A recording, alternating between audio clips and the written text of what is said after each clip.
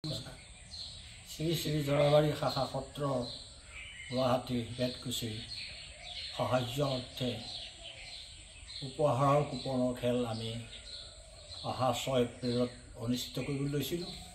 কিন্তু আজি বহুদিনৰ আগৰ পৰাই কিছু লোকে সত্ৰখনৰ বিভিন্ন কথা উলিয়াই সত্ৰখনৰ সন্মান হানি কৰিছে আৰু এতিয়াও ঠিক তেনেদৰে তেওঁলোকে এই খেলখনক লৈও কিছু কথা প্ৰকাশ কৰিছে।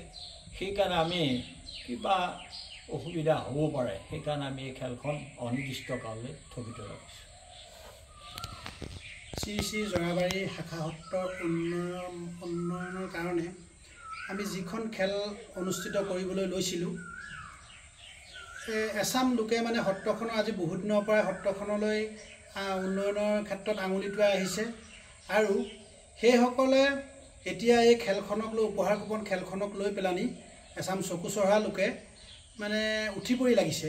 গতিকে আমি সেইকাৰণে খেলখনৰ পাক মুহূৰ্তত কিছু বেমেজালি সৃষ্টি নহওক বুলি আমি এই উপহাৰ কুপন খেলখনি অতি দুখে আৰু পৰিতাপৰ বিষয় যে অনিৰ্দিষ্ট কাললৈ বন্ধ ৰখাৰ সিদ্ধান্ত গ্ৰহণ কৰিবলগীয়া হ'ল আৰু সমিতিৰ সিদ্ধান্ত মৰ্মে আমি খেলখন অনিৰ্দিষ্ট কাললৈ বন্ধ বুলি ঘোষণা কৰিলোঁ আৰু আজিৰ পৰা এই খেলখনৰ টিকেট বেচা কিনাৰ ক্ষেত্ৰত আমি বন্ধ বুলি ঘোষণা কৰিছোঁ আৰু যিসকল লোকে টিকেট বিক্ৰী কৰিছিলে তেওঁলোককো অনুৰোধ জনাওঁ যে আপোনালোকে টিকেটসমূহৰ বদলি বেলেগ খেলৰ টিকেট নহ'লে বা পইচা আপোনালোকে ঘূৰাই দিবলৈ অনুৰোধ জনালোঁ আৰু আজিৰ পৰা টিকেট বিক্ৰী কৰাৰ ক্ষেত্ৰত আমি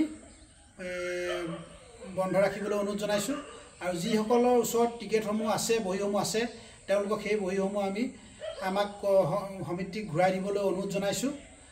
আৰু ইয়াৰ পাছতো যদি কোনোবা দুষ্ট চক্ৰই টিকেটসমূহ বিক্ৰী কৰি থাকে তেতিয়া আমি প্ৰশাসনক অনুৰোধ জনাওঁ যে তেওঁলোকৰ প্ৰতি ব্যৱস্থা ল'বৰ কাৰণে অনুৰোধ জনালোঁ আৰু আজিৰ পৰা আমাৰ এই খেলখনৰ কোনো দায়িত্ব খেল সমিতিৰ হাতত নাথাকে বা সত্ৰাধিকাৰৰ ওচৰতো নাথাকে। আজিৰ পৰা আমি এখন খেল বন্ধ বুলি ঘোষণা কৰিলোঁ। ধন্যবাদ।